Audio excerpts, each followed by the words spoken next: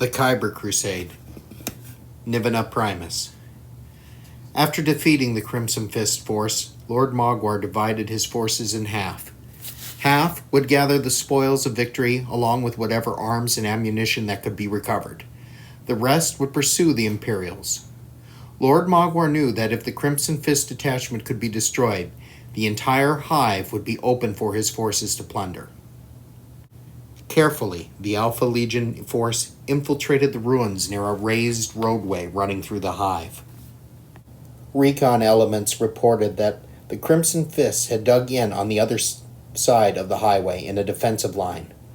Lord Mogwar then ordered his forces to conceal themselves on the flanks and make a demonstration in the center. They would lure the Crimson Fists out of position and then attack them. A firefight broke out in the center as the Havocs opened fire on the tactical squads from behind the cover of a wrecked PDF APC on the raised roadway. The Crimson Fists opened up with a torrent of bolt shells. In seconds, a fierce firefight was underway. As the firefight raged, the Crimson Fists launched a pincer attack to encircle and destroy the Alpha Legion force.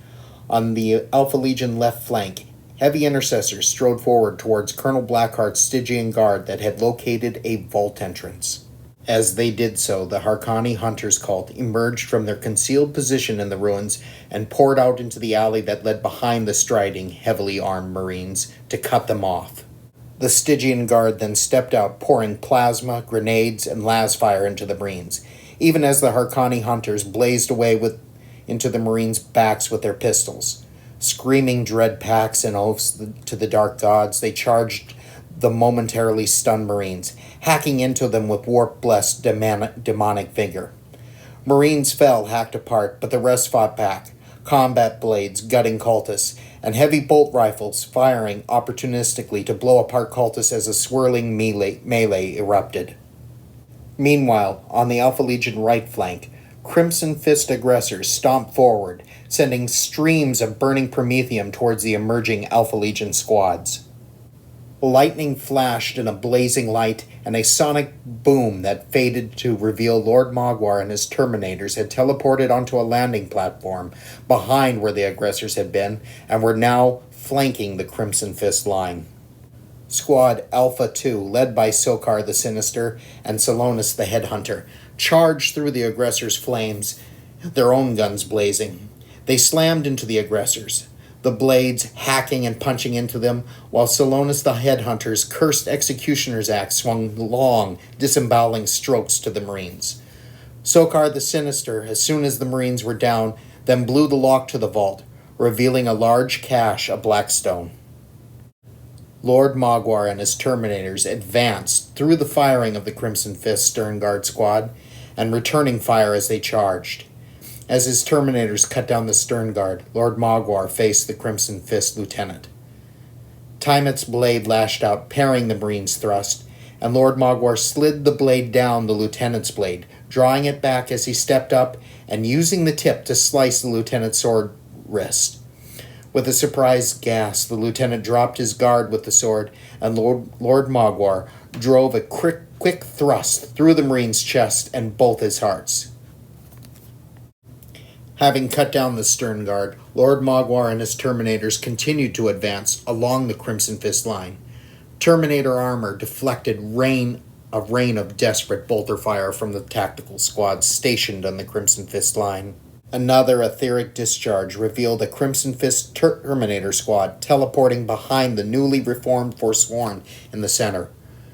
The Terminators opened up, bolter fire blowing cultists apart, fragments of bone acting as shrapnel injuring more cultists.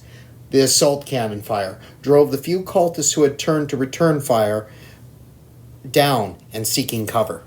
The Crimson Fist Terminators then charged the Forsworn, smashing them apart and sending a handful of survivors scattered and fleeing. Meanwhile, on the left flank, the cultists and the Stygian Guard, powered by the blessings of the Dark Gods, were finally able to cut down the last of the heavy intercessors. With the flank now secured, Colonel Blackheart opened the vault to find stacks of cogitator banks of presumed Blackstone research data. Lord Mogwar in the center led his Terminators into the Crimson Fist tactical squad. As he began cutting down the Imperial Marines, he could see an apothecary working on one of the wounded.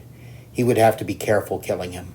The apothecary's war gear was rare and would contain rare tools and drugs his forces could use.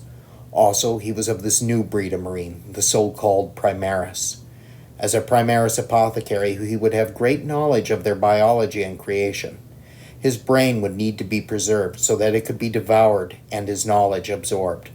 Lord Mogwar resolved upon a decapitation stroke for the apothecary as he fought his way towards him. Meanwhile, the Havocs turned and began pouring fire down on the Terminators. Energy fields flickered, protecting the Crimson Fists from the heavy weapons fire, though one energy field turned purple and burst as a las cannon bored through it and cored the Terminator, leaving a burning hollow husk of ruptured armor. The remaining Crimson Fist Terminators pulled themselves up the embankment and charged over the wrecked PDF APC. Their outpouring of fire and the fury of their advance scattered the Havocs, who leaped off the roadway and scattered towards the rear, hoping to be able to eventually rally and reform. The remaining Crimson Fist tactical squad charged into the melee, swarming Lord Mogwar. However, Lord Mogwar's blade flashed out, beheading 3 of them. One of the Chaos Terminators fell, but so too did many of the tactical Marines, as the Terminators hacked them apart. Seeing the swirling melee, Salonis the Headhunter and Sokar the Sinister ran towards the swirling fight, intent on aiding Lord Mogwar. The Crimson Fist Terminators also charged into the melee. Sokar the Sinister fell to a Crimson Fist Power Fist that shattered his chest plate and sent him flying to fall unconscious. Terminators and Marines swung in a fighting frenzy of blows while screaming their hate and defiance. Lord Mogwar cut down the last tactical Marine and stepped towards the apothecary. The apothecary was kneeling, tending a badly wounded Crimson Fist.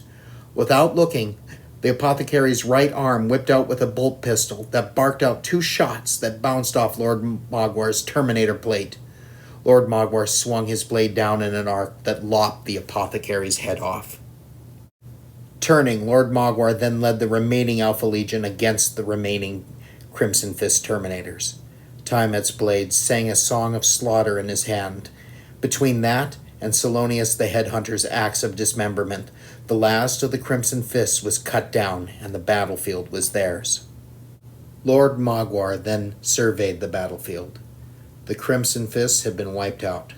The hive was wide open for the Alpha Legion to exploit. He voxed for the rest of his forces to meet him at his location. He opened the vault the Crimson Fists had fought so hard to protect. Inside was no Blackstone-related prize. Instead stood a crowd of cowering Imperial civilians. Lord Mogwar snorted and closed the vault. Not the prize he had sought, but he could still find a use for them. 3 days later, Lord Mogwar and the Khyber Crusade prepared to depart. They had looted Nivinah Primus of weapons, ammo, food, and fuel, and they had gained a lot of Blackstone and Blackstone data, vital to the continuance of the Black Crusade. Large numbers of local insurgents had swelled his ranks. They had also taken many Imperial citizens prisoner. These would be used as forced labor aboard the Shard of Tartarus, and in the construction of hidden bases and supply depots. When their usefulness was at an end, they would serve as sacrifices. With the victory of Nivinah Primus, the Khyber Crusade would continue.